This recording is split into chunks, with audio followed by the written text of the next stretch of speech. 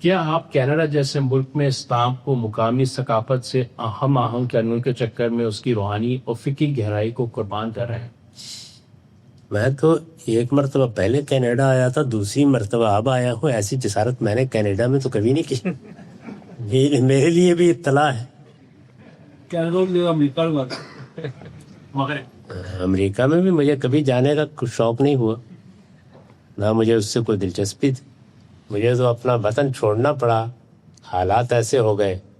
Malaysia میں تھا، آپ جانتے ہیں کہ مسلمان ملکوں میں آزادانہ کام کرنا یہ کوئی آسان کام نہیں ہے. یہاں آئے تو معلوم ہوا کہ نسبتاً آزادی سے کام ہو سکتا ہے. یہاں آ گئے تو اگر آپ کہیں اور بھیجنا چاہتے ہیں تو میں اس کے لیے بھی حاضر.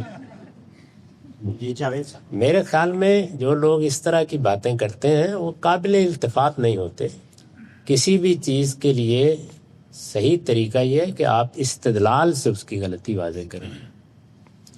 تو میں صرف استدلال کا جواب دیتا ہوں، الزامات سے مجھے کبھی کوئی دلچسپی نہیں ہوتی. اس طرح کے لوگوں کو میں نے خدا کے حوالے کر دیا ہے، اور مجھے معلوم ہے کہ قیامت میں ایک بڑے سوال سے ان کو سابقہ پیش آنے والا ہے.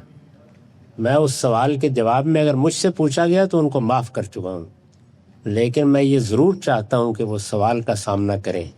وہ سوال رسول اللہ نے کیا تھا جب ایک شخص کے دل کی حالت پر تبصرہ کر کیا تو فرمایا حل شکت قلب، یہ جس کو تم مار کے آئے ہو یہ خیال کر کے کہ یہ مسلمان نہیں تھا، حقیقت میں یہ ویسے ہی کلمہ پڑھ رہا تھا، تم نے اس کا دل چیر کے دیکھ لیا تھا.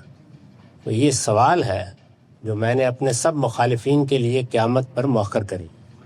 میرے نزدیک ہر شخص کو اس سوال کا جواب دینا ہوگا، اور میں بہت ادب کے ساتھ یہ عرض کرتا ہوں کہ اس کا جواب جن سے رسول اللہ نے پوچھا تھا وہ دے نہیں پائے تھے، اور انہوں نے یہ کہا تھا کہ کاش میں مر گیا ہوتا اور آج پہلے دن مسلمان ہوں. اس صورتحال سے وہ لوگ دو چار ہونے والے ہیں جو میرے اندر سے کبھی امریکہ دریافت کرتے ہیں اور کبھی کینیڈا دریافت کرتے ہیں. استدلال کریں، جب دلیل ختم ہو جاتی ہے تو الزامات شروع ہوئیں. بہت معذرت.